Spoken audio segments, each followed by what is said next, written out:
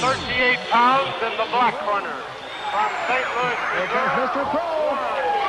Andre the Giant. Gonna get his one set on the bruiser. Hulk Hogan. Number one, the greatest WWE champion of all time, and in many ways, the man who made the title what it is today, Bruno Sammartino. his opponent weighing 236 pounds in the white corner. From Van Nuys, California.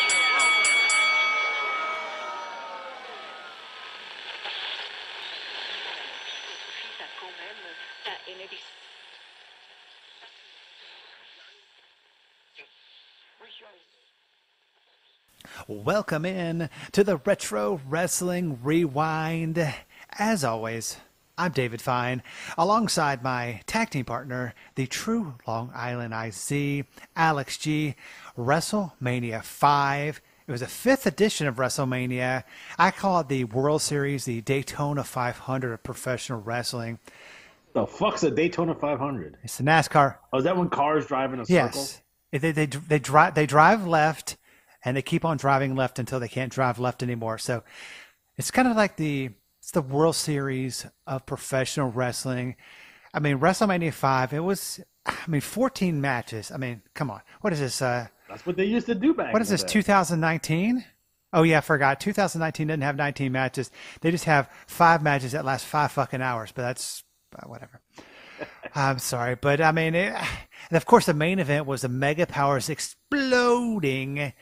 It was, they, of course, if you didn't notice, they showed a young version of Donald Trump, pre everybody fucking hating him. They just hated him back then because he was so fucking rich. Now they just hate him. This takes place at the Trump Plaza, which is not really the Trump Plaza. They just call it that for the Boardwalk Hall, which is the actual venue.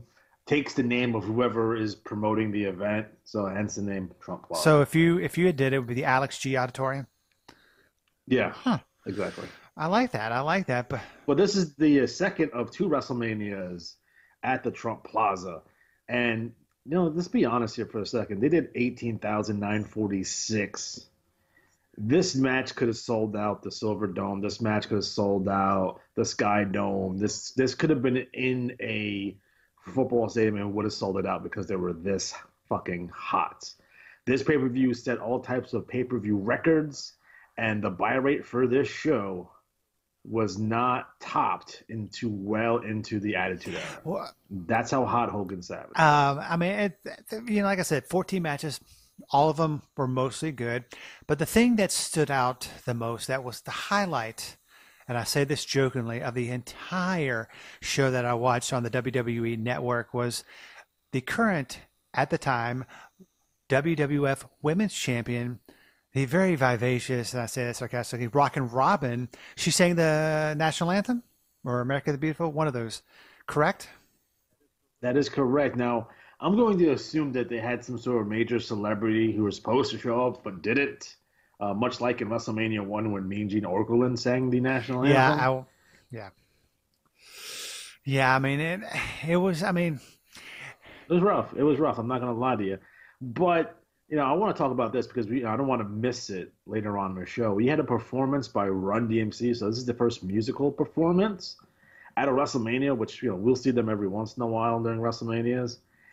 To be completely honest, and I'm a rap music fan, I'm a hip-hop fan, Run DMC in 1989, they're a little past their prime, to be completely honest. So they're not necessarily at the top of their game. Now, they might be the most well-known rap group of that kind of era, but they're no longer, in terms of cultural identity or in terms of rap music, anywhere close to being relevant anymore. So they're about 5 years too late on Run DMC. You can tell because they got booed out of the Trump Plaza. This is Jersey too. This is they live in Jersey. They're from Queens. They basically got booed at their hometown. So the performance was whack as shit. You couldn't even really hear them on the microphones. Poor Jesse and Girl are trying to put them over, but they have no idea who the fuck they are. So rough all around. Now, if it would have been like NWA, who was exploding up the charts and what have you in 1989, not that they could put them on this type of show, it'd probably be more relevant. Or perhaps a DJ Jazzy Jeff or Fresh Prince at the time in 1989 would probably have been a better selection, or the Beastie Boys. Yeah, I mean it was. Yeah, I mean, like you said, on the past WrestleMania they had Gene Okerlund sing, and they had the current women's champion sing. It was, I mean, it was rough. I mean, I could you see Becky Lynch or a Charlotte Flair sing? No, they're not. I mean, they would not do that now. They would just. They gotta find. They have Lillian Garcia in their back pocket.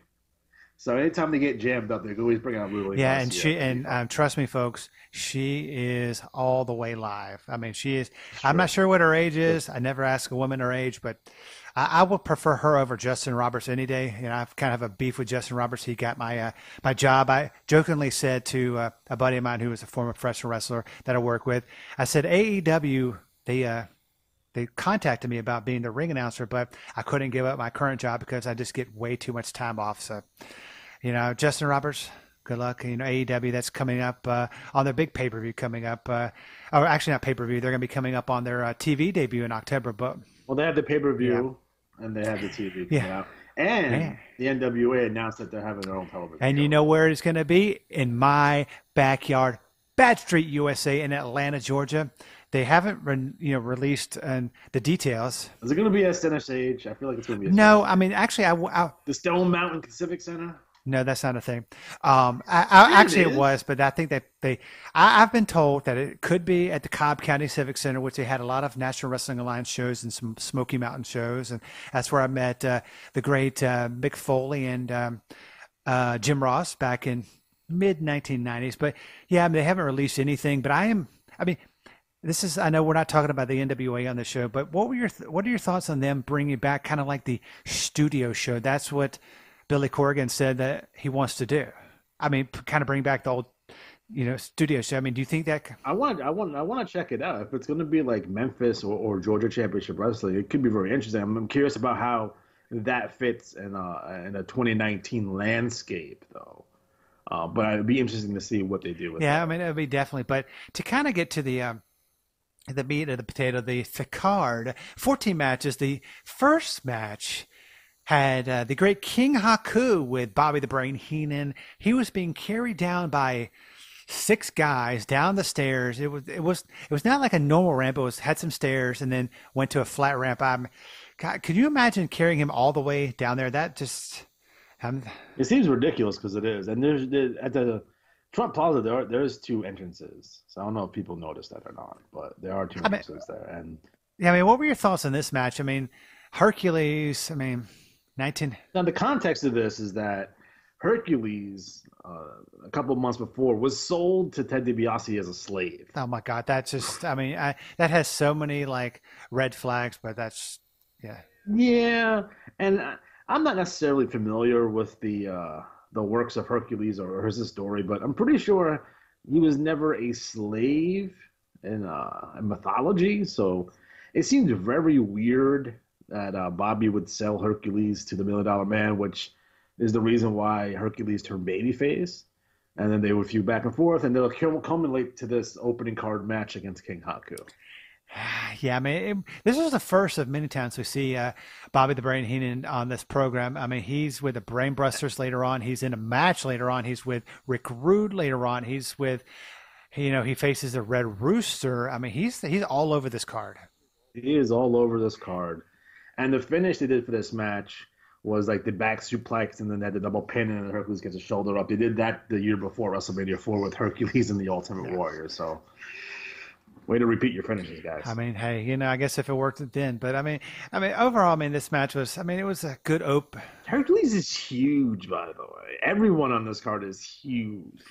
Yep, and literally and figuratively. I mean, kind of got moving on to the next match.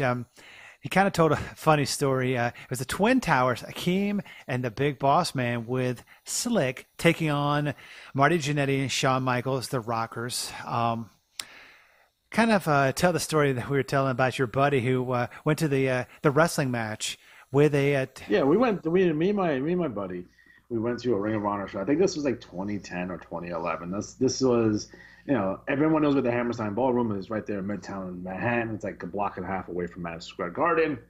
And the date of the show was 9/11, so it was like 9/11/2010, and he felt the need to wear his bright yellow Twin Towers shirt. So it has Akeem and Bossman on it, and then underneath it, it said "Never Forget." So I thought we were going to get killed. Lucky for us, no one said a fucking goddamn. Because they probably didn't understand it, but I think that's the same show where he almost gets murdered by El Generico doing a dive out to the floor. So yeah, I think that was that same show. yeah. I mean, what were your thoughts on the Twin Towers that came in the Big Boss Man? I mean, they're awesome. I'm surprised they never got a long-term feud with Demolition because I thought the matches would have been pretty good. I know they had a few matches here and there. I don't remember any of them off the top of my head though. Akeem and Bossman go from main event level guys. You know, they're feuding with the Mega Powers. Bossman has this big feud with Hogan that sells out fucking everywhere to do the big match on Saturday Night Main Event, where Hogan superplexes Bossman off the top of the cage, and now they're relegated to match number 2 against the Rockers, who essentially stuck in the mid card. Now, the Twin Towers do get the victory here with Air Africa, which is the name of Akeem's finishing maneuver. But the Rockers did look good. This is actually a really fun match. I did enjoy this match quite a bit. It tells a nice story of the big giant guys and the quick little speedy guys, and how the Rockers are trying to be innovative in the way that they're going to take down the Twin Towers here. Ooh, that sounded awful. But the Twin Towers with the win here over the Rockers. Well, it's nice having a podcast with you, buddy. Bye. Yeah. So you got canceled? Yeah, already? well, I mean, a podcast can't be canceled, but if it could, we would be. Yeah, I mean, I thought this was a good match. I mean, it was fun. I mean, I'm a big Akeem one-man gang fan. I mean, I'm just a big fan. I mean, it's kind of funny. So, coming up next week, we're going to be talking about Starrcade '93, where they had the Boss wrestle face Rick Rude for the world title, which is kind of weird. I was WCW International Heavyweight Championship. They had something fucking whatever, and it's funny. Jesse Ventura's on that. Is also on that broadcast, and he refers by accident. He calls the Boss the Boss Man, and it's just kind of funny. But we're gonna be covering that next week on the. There's a whole reason behind all of this, by the way. There's an actual story regarding all of this. No, when they tried to let Boss Man, why they were still trying to get away with him as the boss, and his many incarnations afterwards. So that's actually pretty. Yeah, we'll talk about that next week. Guardian Angel being one of my favorites. Yeah, man. Yeah, I'm a big Boss, Big Bubba Rogers fan. I mean, his current, his first, incarnation. But I mean, this match was good. I mean, next match we had Brutus the fucking Barber Beefcake, as Conrad Thompson would call him, versus the $1 Million Man Ted DiBiase with my favorite sidekick, Virgil. Ended in a double countout. I mean, yeah, I don't know what they were doing here. Like, Ted has nothing going on post Savage feud. Beefer has nothing to do since Honky Tonk Man lost the Intercontinental Championship. So they're basically just two guys wrestling each other for no necessarily apparent reason. Although Brutus wants to cut Ted DiBiase's hair, and Ted doesn't want him to cut his hair. So it's funny because this would actually be referenced like almost a year later to around WrestleMania 6. So we'll talk about that. Well, I guess we'll get into that more. But they do have a double count out here. You had Ted DiBiase shaking hands with Donald Trump in the front, which is a nice little touch. And it's fine. It's not Teddy's best work. It's Beefer's fucking ginormous, and Beefer would go on to main event SummerSlam and be in the No Holds Barred the movie card, which is interesting to say the least. Yeah, well, we need to cover that fine piece of cinematic work.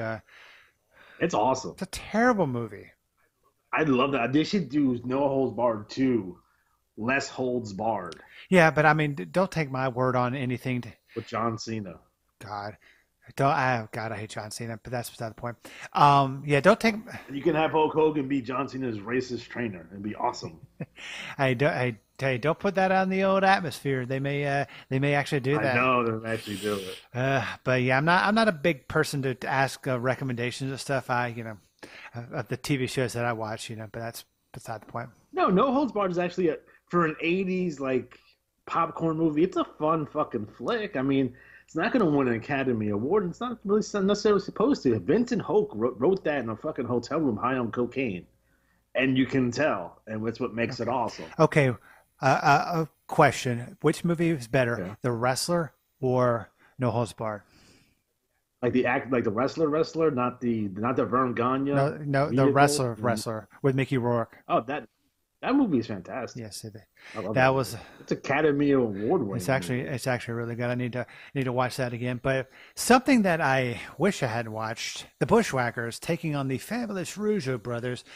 With What's a bushwhacker? I don't know. It's something in the not Australia, wherever the hell, New Zealand, wherever the hell they're from. New Zealand. Remember they were the New Zealand sheep herders in the National Wrestling ones. What like? Why are sheep herders tough? Like, why is that a tag team person's name? Like, I don't understand what's going on here. And why the Rougeau's fabulous? I've never understood. Well, you can tell why. Look at Jacques' pants. Yeah, I'm not looking at his pants, but Their finishing maneuver was like the flying crotch of death. It was fucking awesome. the flying crotch of death. It was.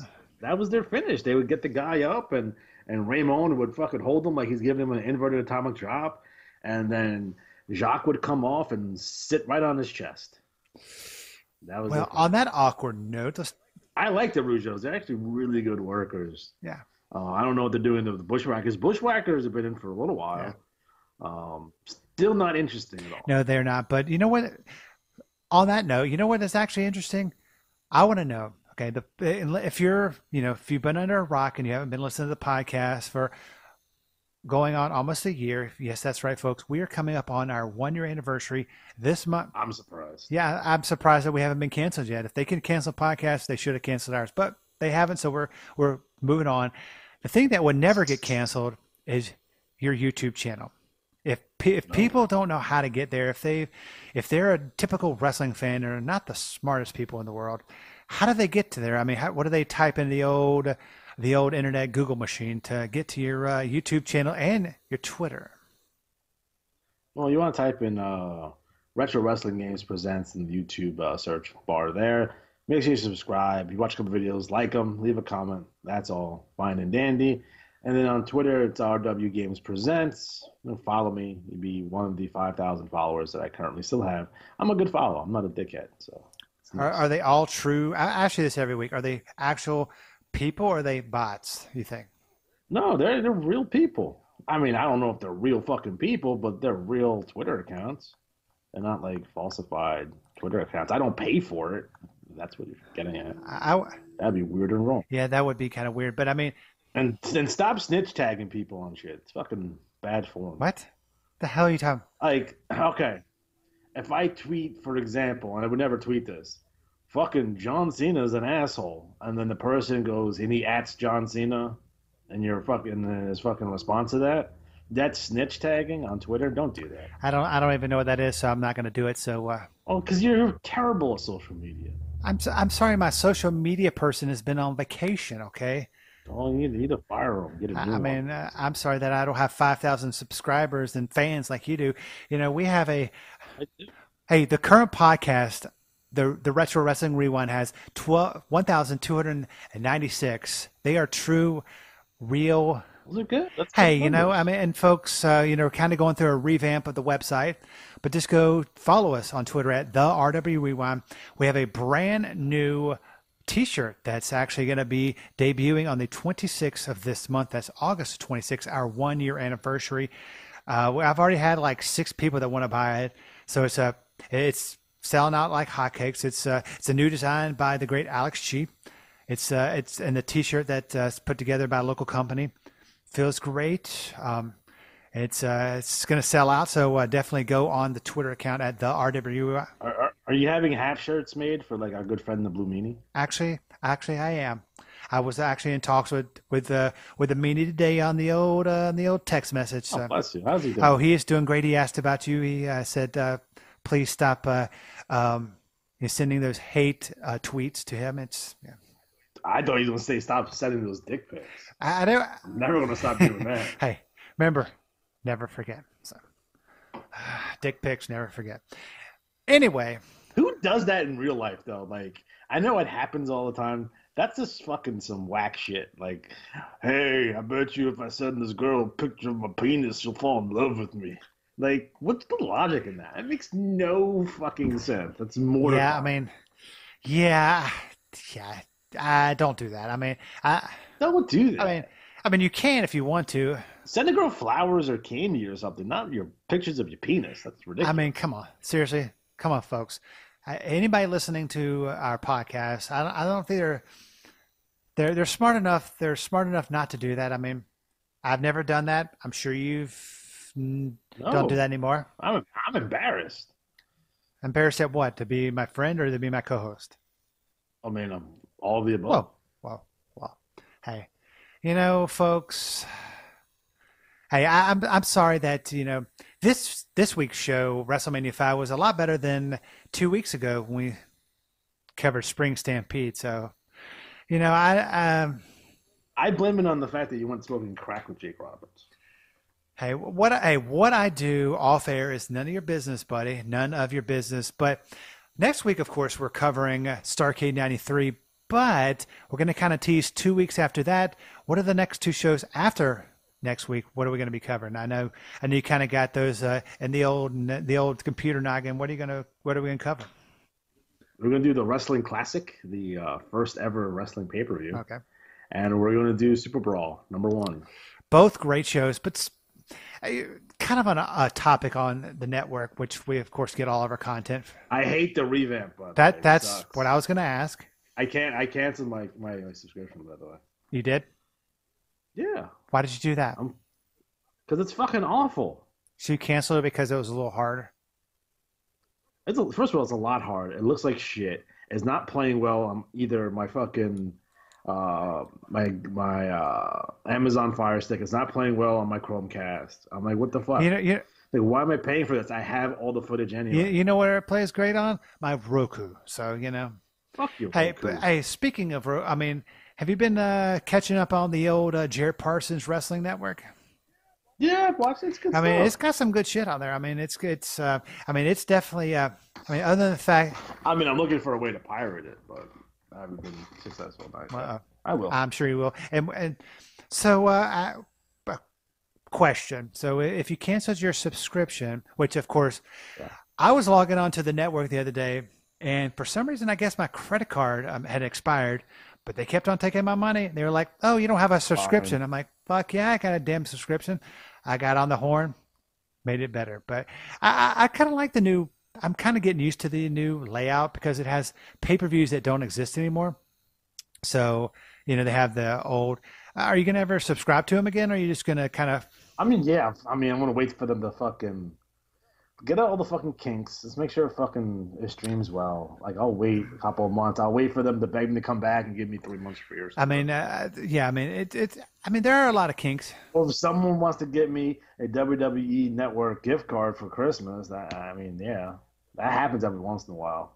Because people don't know what to get me for presents and stuff, which happens constantly. So they'll go to the lowest common denominator, which is a gift card, and a pro wrestling gift card at that. So. Maybe you'll be getting one for me for Christmas or your birthday. No, we're not doing Secret Santa. I'm going to send you poop in the mail. It's not illegal, by the way. It's not illegal? No, you can send poop in the mail.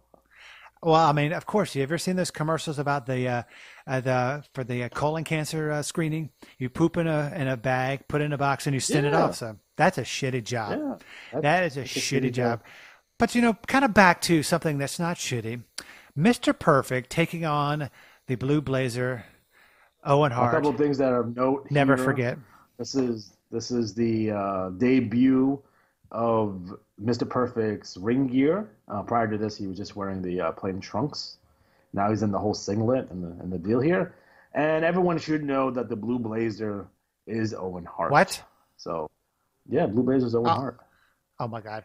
Okay, so I'm going to call you out. It's kind of weird, we watch wrestling. That's just beside the point. But you noticed that you paid attention that he debuted his new trunks on this pay-per-view? Yeah. I feel like that's common fucking knowledge, though. I don't I don't watch the wrestling for their trunks. I watch it for the action, for the stories, not for what they're wearing. I mean, unless it's like Missy Hyatt, it's all part unless of it's it. like Missy Hyatt or Tammy's. Like if you had watched Royal Rumble '89, which is the show before this, the pay-per-view before this, you will see Mr. Perfect in his blue trunks. Oh my God. Yeah. Oh my God. Jeez, I can't believe you're married. That's beside the point, but Hanging by a fucking thread, my friend. Trust me. hey. I mean, you do live on Long Island and you have a full garage of video cassette tapes. So. I do. And a bunch of other. They're all digitized now. So why don't you get rid of them? What if my computer blows up and I gotta do it again?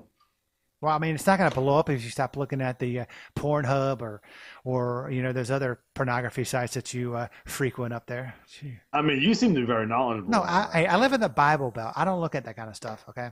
You go on Grindr, for what I understand. No, I do not. I do not swipe left or right or Tinder or whatever those things are called. I do not go on them. I don't go on Bumble. I don't go on Fumble. That'd be the dating app that I'd be on back in the day. Fumble. That's Christian Mingle? no. Yeah. No. J-Date? Yeah. I once had to do a profile for my brother on Christian Mingle. That's why I know about it. Huh. Really? How did that work out? I don't know. He still lives in my basement. Oh, yeah. As long as he's alive and living in your basement. He's happy. He's That's good. I mean, he lives in your basement. I mean, come on. I mean, he lives with his brother.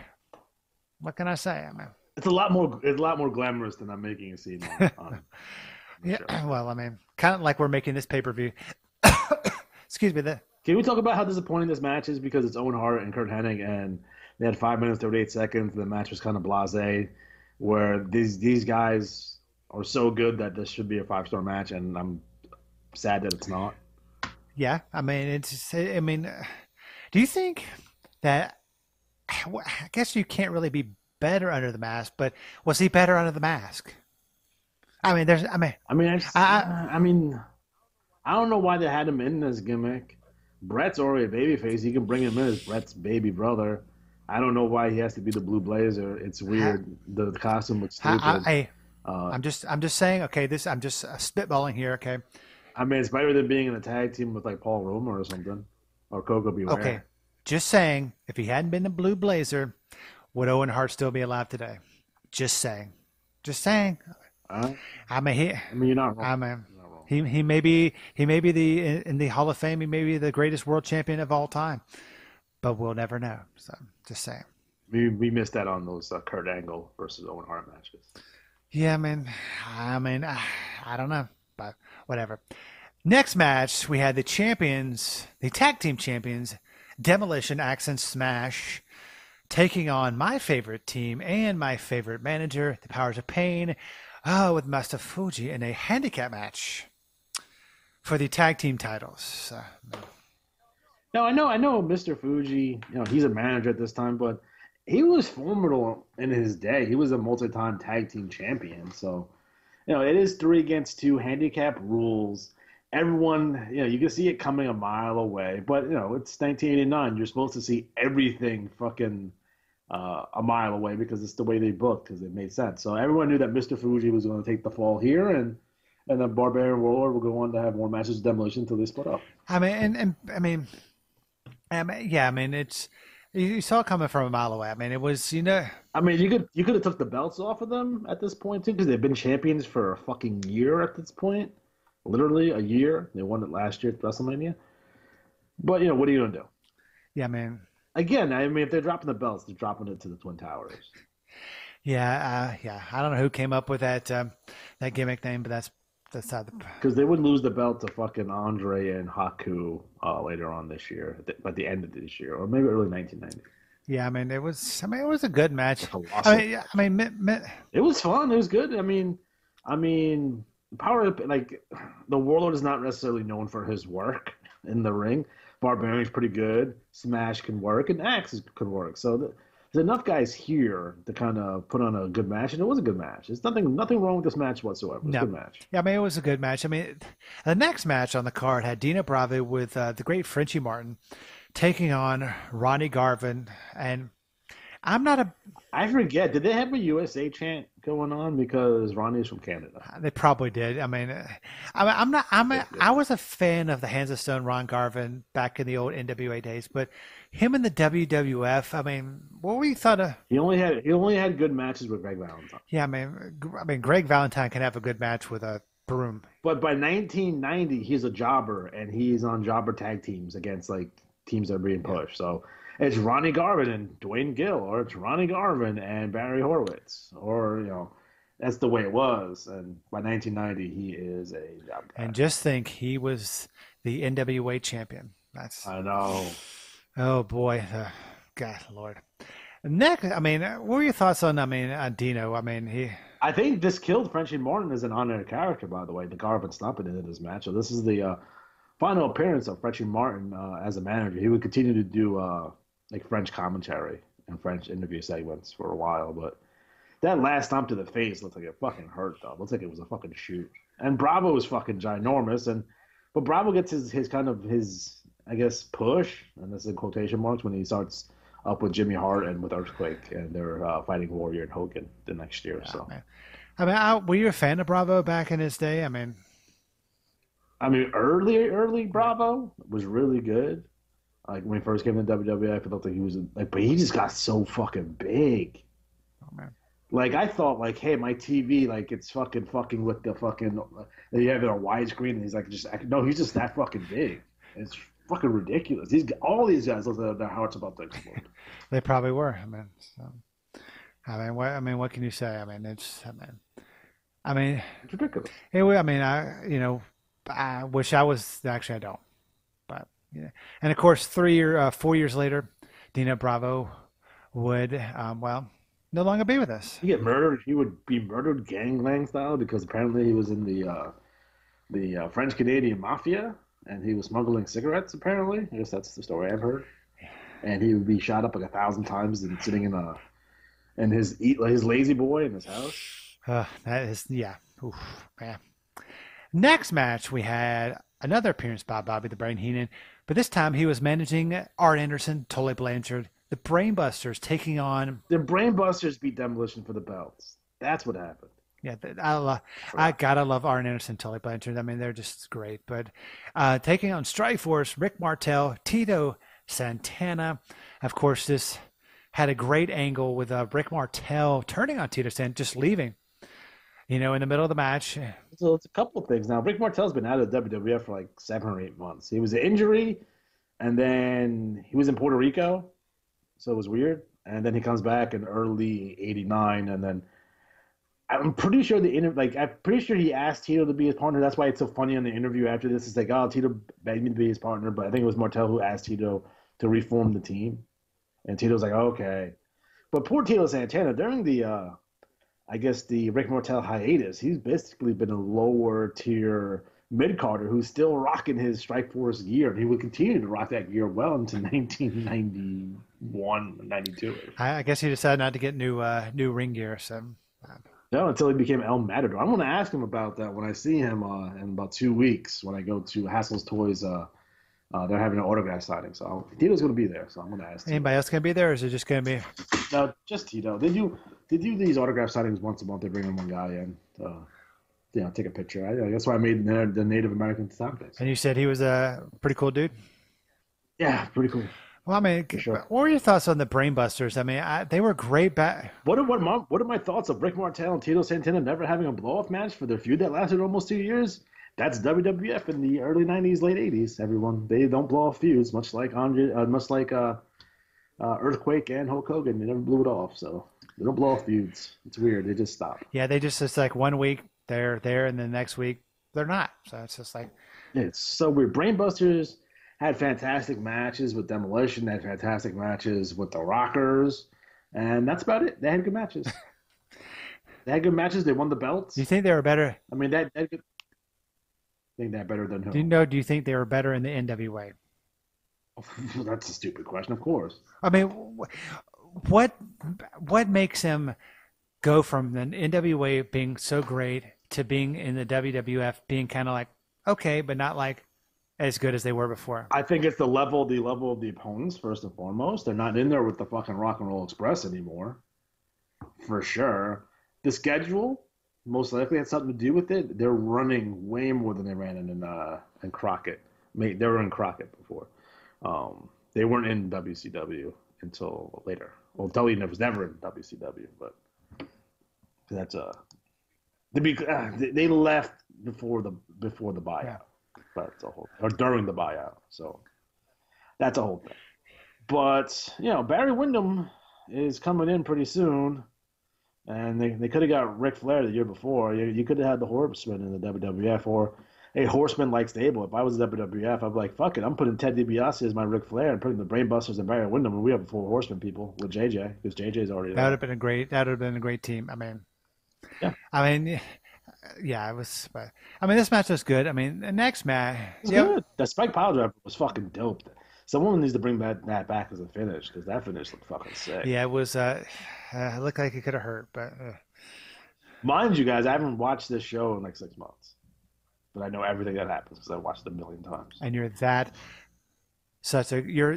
such a great wrestling fan and a broadcast journalist. That's what I call it, a broadcast journalist. But the next match, this was fucking shitty. Andre and Jake. Come on. Oh my God, this was terrible. Big John Studd. They figured out he couldn't work, so he couldn't work with Andre at Mania. And this is like coming off a really cool angle where Jake the Snake Roberts had given Andre the Giant a heart attack with the snake, and it was a whole deal. And Andre tries to murder him at the Royal Rumble. So this is a big angle, match here to have at WrestleMania, which you should be having it here.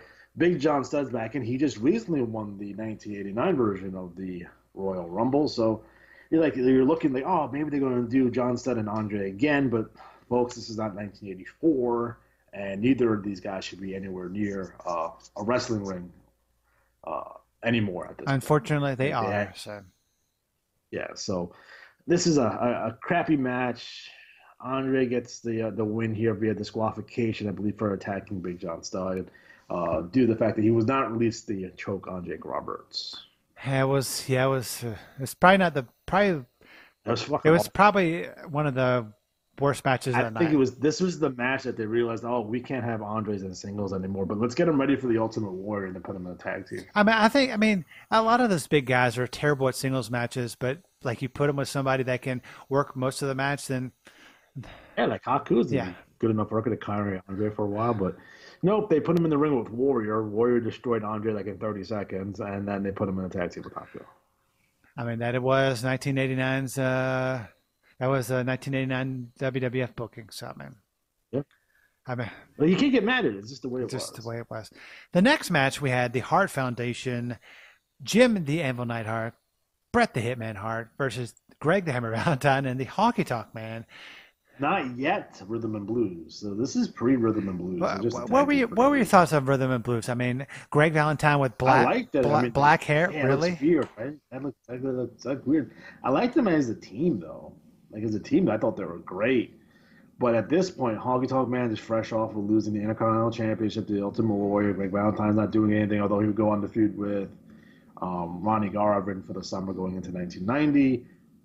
Nothing left for Honky to do other than being a tag team with Greg Valentine, and they were not long for this world, I believe. Honky has gone by the middle, third quarter of 1990, and Greg's out of there by 1991 because he shows up in 1992 WCW or 1991 WCW. Your thought? Honky is still pedaling his gear in 2019. Well, yeah, he's the greatest Intercontinental Champion of all time, which he is, like, whatever you say about Honky Tonk Man, he has a legitimate claim to that title. Just the amount of money he drew as Intercontinental Champion and the longevity of his run, and the fact that and we'll talk about this when we go into the Hogan Savage stuff, but he's main eventing with Savage for the IC belts, and it's drawing just as good, or in some cases more than Hogan. So just keep that in mind. Yeah, I think this is not Greg Valentine's best work, but I'm a big Greg Valentine. No, his Greg Valentine work is with Crockett, with Ric Flair and shit. Yep, sure. And the the dog collar match. And they had the matches with Backlund too in the WWF before his run. But yeah, I think people forget like a lot of these guys, especially like Valentine, Tito. Like in 1984, these were top dudes. Like they did a whole angle introducing Greg Valentine. Like they did the whole thing where Mac Rivera is on a win streak on TV, and then Greg Valentine comes in and he faces Mac Rivera in his first match back in the WWF, and then breaks his leg. And then we're off and running. And then he goes right into the IC title program with Tito. So like these guys were top dudes, and what we don't see in today's era of wrestling is guys who were once at the top, as we don't see them go down the card enough, where they're not putting over the young guys and like, oh, Randy Orton wins the belt again, awesome, oh, wow, yay, that's so good, so good. What? Like, yeah. Oh, you didn't see the results? Yet, huh? No. He who the hell was he facing? Hello? Kofi. Oh, Kofi. God, Kofi fucking Kingston. God, Lord. You love Kofi, No, don't you? It's terrible. Why? Why don't you? I like told Kofi? you about my run-in with him at WrestleMania in New Orleans, right? He fed you pancakes? No, this is pre that. He was a singles wrestler. We were walking down the street in New Orleans, and I looked. We locked eyes. I kept on walking. He kept on walking, and I turned around to my wife and I said, and my buddy, I said, I think that's Kofi Kingston. Of course, they just thought he was not Kofi Kingston. So I followed him into a Subway, not the like Subway that go under the ground, but a Subway restaurant, and got a picture with him. And he was a very nice guy, but yeah, I'm not a big fan of Kofi Kingston. So you harassed this man who was on his way to get his lunch for a picture in a Subway, and then you're like, oh, he I don't really like him all that much. But you ran and harassed this man. I liked him at the time. Where's this picture? I want to make sure that it's actually Kofi, and you're not one of those guys that say all black people look alike. So it's not Virgil in disguise. Oh no, trust me, I wouldn't. Oh, trust me, I would never get a picture with Virgil. You know why? Because he would fucking charge me like $30. So Kofi Kingston and Randy want to go to this double disqualification tonight, where Kofi should just get the win over Randy because Randy is staler than 6-month-old fucking white bread at this point. Like, it's bullshit. Well, why is it got to be white bread? I don't understand that. See, Randy Orton's a white dude. Oh, okay. Like, what are you talking about? Like, I mean, I could talk about like if it was Samoa Joe, it would be weak, right? Now Samoa Joe, he's a really nice dude, but that's he's awesome, great. awesome. They're not AJ Styles. not a fan of his, but that's. I know because he lives down your block and he plays that rap music. Yeah, he does, and he won't invite me over to his house. It's weird. I mean, I don't know. Well, no, I wouldn't invite you to my house either. Well, I mean, I'll come up to Long Island. I mean, I don't know where your fingers have been. First, I'll travel to the island if you know. there's an airport. I mean, I know you go to Fire Island a lot, but that's beside the point. But that's a misnomer, by the way. Okay. There's only one part of fucking Fire Island, right? Our entire beach is Fire Island. That's where we all go, right? I don't. Davis Park being the most, the biggest area, but what you're talking about is Cherry Grove. That's where you belong. I don't know what that means, but I don't judge. So just saying. Speaking of things that we're not judging, the Ultimate Warrior was the current Intercontinental Champion. He took on Rick Rude with Bobby the Brain Heenan. Ravishing Rick Sorry. Rude. And then, of course, in the next show that we're covering, Starrcade 93, he was simply Ravishing Rick Rude, according to Michael fucking Buffer. Ugh. By the way, Rick Rude's theme It's music, terrible on the network. No, not for the network is fucking garbage. Yes, I agree with that. But his WCW theme music, like his theme song, is one of my favorite songs of all time. Top 5. Did you like his theme music? Well, it was on the unfiltered version on YouTube when he was in Championship Wrestling from Florida, when he wrestled in the Battle of the Bells. Smooth Operator?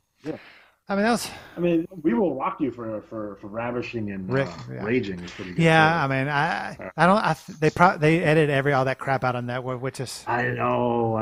I mean, I get it because that's going to cost them a lot of money to do for every fucking show.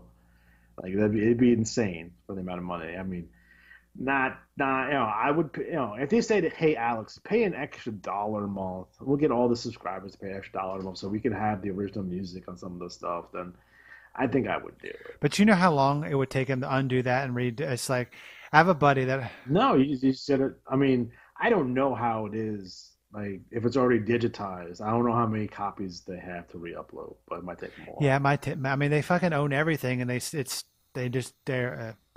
We're gonna actually have somebody on the program in about the next month that used to work for the WWE and was there when the network launched, and he's gonna kind of tell us like, why does it take so long to get everything up on the network? That's neither here. Well, I can only imagine. I can only imagine why Yeah, I it know. takes so long. So I think there's a problem. That's why we don't get superstars. Yeah. Superstars of Yeah. wrestling, because there's a problem with that for some reason, like the name, the copyright issue there. So that's why like Superstar starts in '92 for some Yeah. reason. And then we don't have a lot of the WCW Saturday nights and all this kind of things, but Oh yeah, I mean, it's a lot of shit. Like, will there be a day where they're gonna upload like WCW Pro from 1993? Yeah, probably. For the world to see, I'm sure of it. But it's gonna take them another 10 years, I'm assuming. So. yeah, I mean the thing. Although the young man or the young lady who is picking their hidden gems as of late, I'm gonna shake their hand. I want to take a picture with them because they're picking up good stuff. You like some of the hidden gems? The new stuff, like the last, like ever since the last Battle of Atlanta, like it's been really fun. Yeah, I mean, I'm hoping that in one of the updates coming up in the next year or so, because like all the things like Netflix and all those other streaming services, they let you download stuff and like watch it offline. I mean, I'm hoping that's going to be one of the features eventually that they allow you to do, because I mean, I would love to watch it like if I'm on a trip, download like Clash, 1 through 100 and watch it. But you can't do that if you don't have internet access or or a strong internet signal. Because I can barely watch it at work, but I probably shouldn't be watching at work. But that's not the plan. So I am building. I don't know if I told you this. I'm building a woman. No, although I did recently watch Weird Science. I have a Plex server, so what Plex is, it's a front end for like all the stuff that I have in terms of like movies, TV shows, all the stuff I have on my hard drives, right? I have 6 of them, and I have my wrestling footage as well. And it organizes them for me, so it sorts them. It puts a nice little picture. It looks just like fucking Netflix, right? And it gives you like little descriptions of each episode or whatever movie it is, like just like Netflix. It looks just like Netflix. And I just finished all my movies. I just finished all my TV shows and all the animated stuff that I have. The wrestling portion of this, because it's going to be insane, is probably going to take me a year to build. And then But at the end of it, I can watch my own wrestling footage just like I'm watching the WWE network. You can watch it from anywhere, or yeah. I can search. I can watch it from anywhere. The whole night. And are you gonna share this with people that you know? I don't know if I like you that much. I wasn't talking about me. I was talking about I mean, yeah. I mean, it costs money to do that, so I hope to be, it just costs money to do. So yes, you can probably watch some. I don't want to get in trouble for fucking pirating. It's not pirating. Pirating. See, although I did pick up those season 3 and 4 of Small Wonder from a man in Malaysia who sent me the DVDs of it. So you pick up a lot of things from Malaysia, don't you? It's just weird. Well, they never came out because Small Wonders, the show about the little girl that's a robot. They only released season 1 and 2 for whatever reason. Because it was terrible. It's a bad show, yes, but it's whatever. A lot of bad shows in the 80s. I watch them all. I don't give a shit.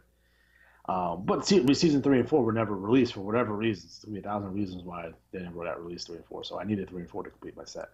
I mean, it's life goals, folks. Life goals. I mean, be like Alex. It sucked too because I had to go in. That's what I was doing today. I had to go in and change the names because all the names were wrong. So like I had to change all the titles of the episodes. How long did that take you? About 3 hours. 3 hours you'll never get back. 3 hours you'll never get back. But it was well worth it because now my shit is fucking tight, bro. I can watch Small Wonder from anywhere. Wow, awesome. I mean that's just awesome. Speaking of that, this match, Rick Rude taking on Ultimate Warrior, IC title. I mean, what were your thoughts on this match? I mean, the Warrior at this time and Rick Rude at this time. What were your thoughts on them in '89? It's a fucking red hot fucking angle. Again, don't forget that that Ravishing Rick Rude did attack the Ultimate Warrior at the Royal Rumble. So yeah, that's a big deal. That's a big feud. Warrior's first defeat. Again, it's another big deal, though it wasn't clean, but didn't have to be.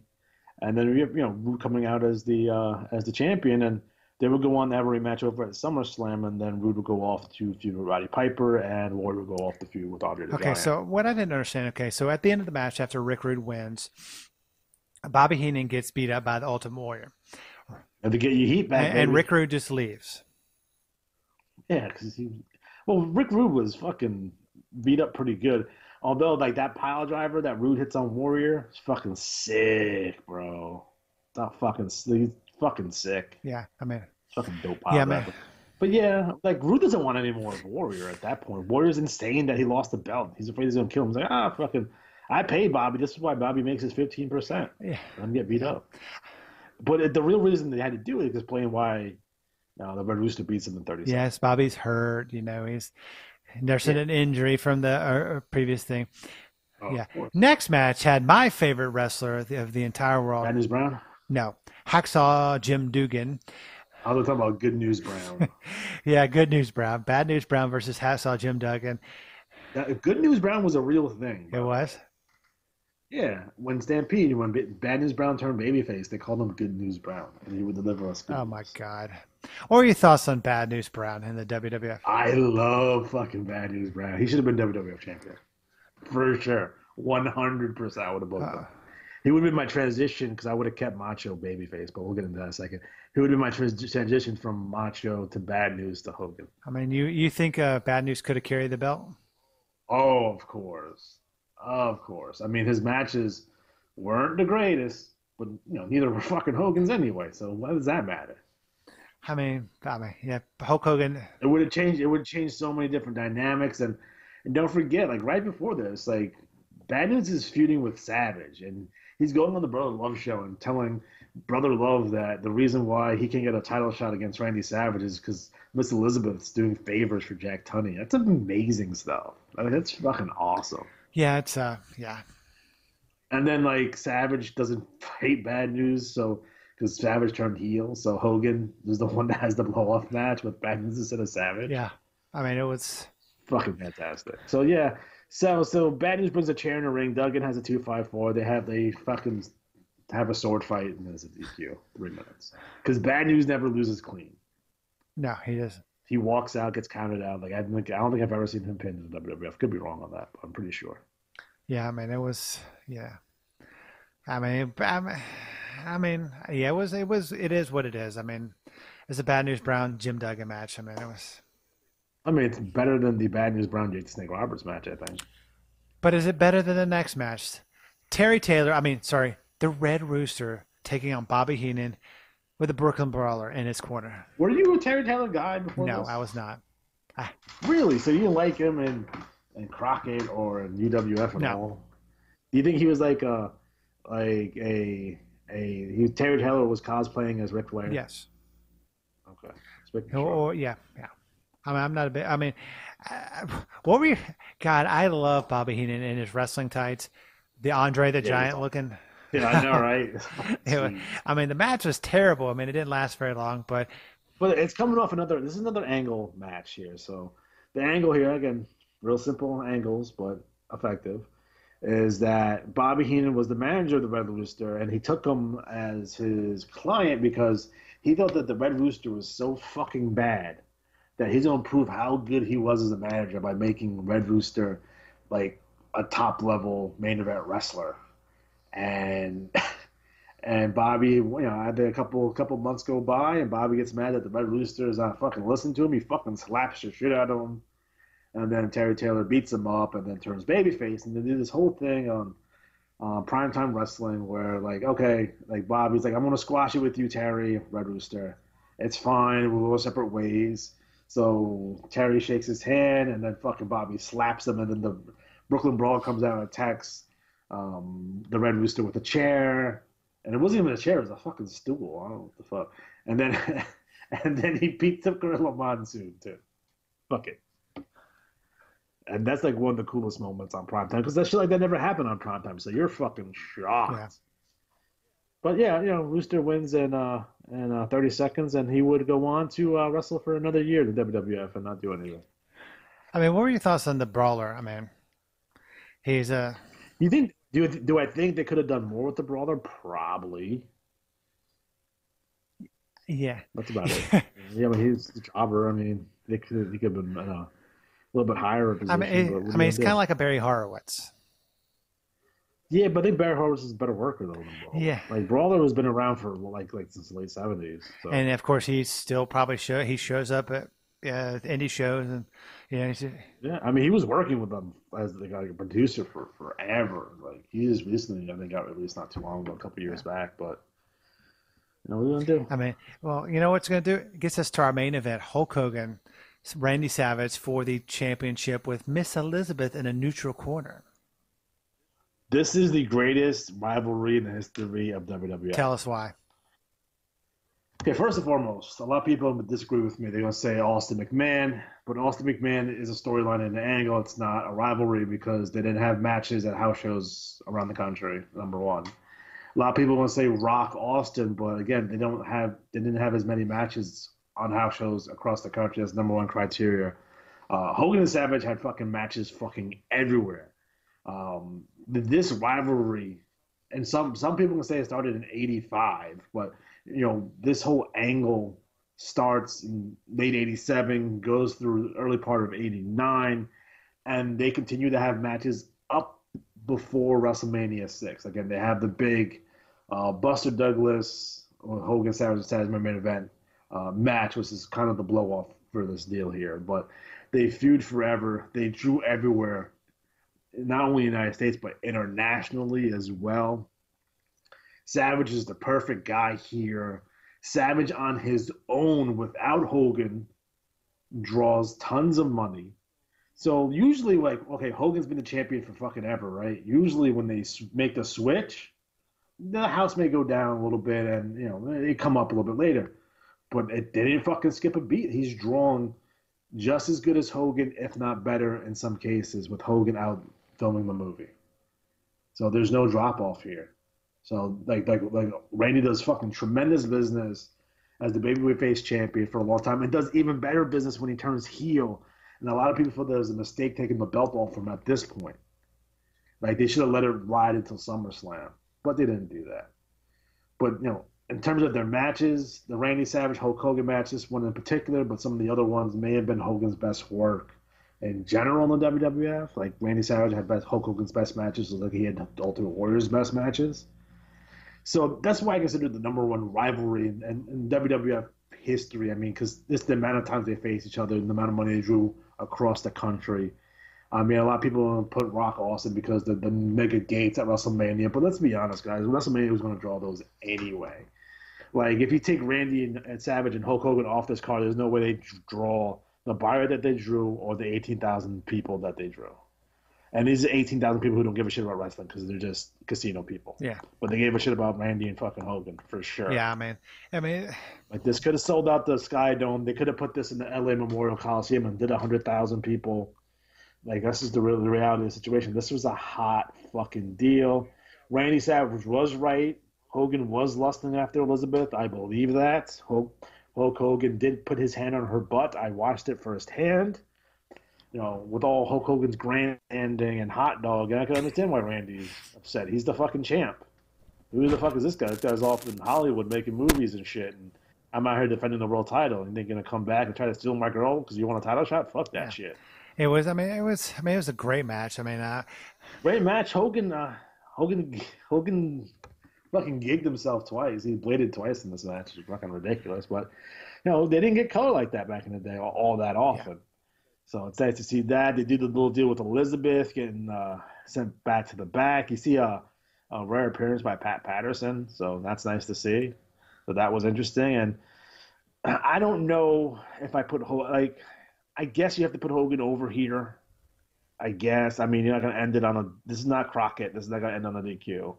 This is not going to end up like, oh, Hogan wins the belt. No, wait a minute. The referee reverses his decision. This is not Crockett Dust. He's not booking here. So Hogan goes over. I get that. But there's a part of me that's like, Savage should win here. He really should. Or at the very least, not get fucking beat clean. Like, let them have a little controversy here. But we can bring it back for SummerSlam. Yeah, I mean, it was a great match. I mean, kind of following following WrestleMania 5. I mean, what was the fallout? I mean, anything that you saw coming out of WrestleMania 5 that kind of changed anything that we could people could kind of look back and say, hey, WrestleMania 5 was great, but it kind of moved storylines ahead. I mean, it stopped. I mean, it did. I mean, it kind of ended a couple of things. So it kind of ended the Jake Andre stuff for Thank sure. God. Demolition will go on to the Twin Towers for a little bit, and then move on to the Brainbusters, and they drop the belt. Hacksaw beats Haku and becomes King Haku. Savage beats fucking Duggan and becomes the Macho King. So that's happening, after this, and then you have the Rude Warrior stuff, and then after SummerSlam we have Rude going with Piper and Warrior going with Andre. So, but overall, I mean, this is a fucking solid show. Again, I can't stress this enough. Tremendous buy rate here. They wouldn't match this again or overtake it till the middle of the fucking Attitude Era. Yeah, man. So just keep that fucking in your mind. Yeah. I mean, it was overall. I mean, I think I give it like a 7 out of 10. I mean, what would you give it? I mean, yeah, it's about 7 out of 10. I mean, you're gonna have your Bushwhackers Rougeaus. You're gonna have your Beefcakes DiBiase's. You're gonna have your Hercules the Hakus. Yes, you're gonna have that, but that's the way it was in 1989. You can only book with the talent that you have here. And it's not like I can put on a better WrestleMania card in 2019 with the amount of talent you have, like top to bottom, at least 3 or 4 or 5-star matches for sure, 100%. But based on the style and the talent that's available, then yeah, this is a pretty good showing. I mean, I know like Meltzer and all them fucking hated this show for whatever reason. I don't buy into that. I thought the show was really good, did tremendous business, and I'm a mark for Macho Man anyway. I'm Macho Man's biggest fan. So. Yeah, I mean, Macho and Ricky Steamboat at WrestleMania. That was probably one of the best matches that I've ever seen. It was. I mean, he could put on some great matches. I mean. Yeah, like I love it, like Randy and Lawler had fucking tremendous fucking matches that people never fucking talk about. Yeah. Yeah, I mean, and kind of teasing something coming up. It's not going to be on the program, but it's going to be a special interview that I'm actually conducting next week. It's going to be on the feed. I'll be talking to the Genius. So if you have any questions for the Genius about Macho Man Randy Savage, about his wrestling Harley Race, who recently passed away, just hit me up on Twitter at the RW Rewind, and we'll ask him. It's coming up next week. But kind of speaking of next week, we have Starrcade 93. The main event was supposed to be one thing, but it was rebooked because there was a incident with a sharp object between Arn Anderson and Sid Vicious. That happened. It's true. Yeah. Yeah. Yeah. Fucking, they stabbed each other with scissors. I don't know what you want me to say in Germany. Fucking awesome. Yeah. I mean, it was. I mean, I've watched the show back. This past couple of days. I mean. You see appearance by a young Ashley Flair, who is Charlotte, by the way, on the show. Yep. So her first appearance. Yep, it was definitely it was definitely the early 1990s. I mean, it was. I mean, it was an overall good show. I mean, I don't know if it was. I mean, this is like Bischoff is already like the executive producer, right? And I love this era. This, the early Bischoff era before Hogan. I love that era of WCW. It's one of my favorites. Yeah. So I really like the show a whole lot. So. Oh well, okay. So sorry. Going back to this current show, WrestleMania 5, we saw an appearance of one of our favorite people from the National Wrestling Alliance. Who was that? Tony Schiavone. Yeah, Schiavone on commentary. He often derides his WWF work. I love him in the WWF. I thought he was fucking awesome. Yeah. I mean, like, I know he doesn't like it, and I know there's some people out there that doesn't like him in WWF. He is fucking phenomenal in the fucking WWF. Him and Jesse And this is underlooked. That they have so much fucking chemistry. It's fucking ridiculous. Yeah.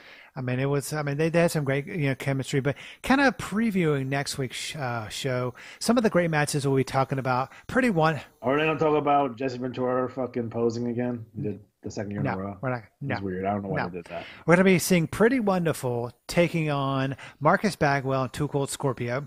The Shockmaster taking on King Kong of the Awesome Kongs. Lord Steven Regal, Cactus Jack, and Max Payne. Ugh. Steve Austin. Dustin Rhodes, that was an awesome freaking match. I mean, where Steve Austin fucking, I don't know if he did it the hard way, but good God, man, he. By the way, before you listen to this show, I want you to go on YouTube and type in the name Gary Spivey. Do yourself a favor. I will do that whenever I get off the program. We have Rick Rude taking on the Boss, Sting, Road Warrior Hawk, terrible tandem, taking on the Nasty Boys with Missy Hyatt, and of course the main event, Ric Flair putting his career on the line against the man called Vader. So it's Vader, yeah, Vader time. But yeah, I mean, overall, I think WrestleMania 5, it wasn't the best one so far on their lineage of WrestleManias up to 5, but I think it is. I mean, do you think do you put 3 over 5? You certainly don't put 1, 2, or 4. No, I mean. Yeah, so you would have to be 3. Yeah. I mean, which you really like that Billy Jack Haynes and Hercules match? Huh? Which WrestleMania had the when they was Ric Flair, Ricky Steamboat, Macho Man Savage? That one. Really, you don't know that's WrestleMania 3? Yes, I know that. I was just seeing if you do that. Gosh, come on, buddy. I am smarter than that. Well, I guess we're gonna end the show on that. Of course, me not knowing about Rick Steamboat, Macho Man Savage from WrestleMania 3. I'm just a dodo, but for the great Alex G, as always, I'm David Fine. We'll see you back here next week where we cover Starrcade 1993, and then 2 weeks we have Wrestling Classic and Super Brawl 1. And you know what, Alex? I'm going to end it with your favorite theme song because they are rock stars. It's a fabulous Freebirds theme song. Michael PSAs. We'll see you back here next week. Talk to you in the past.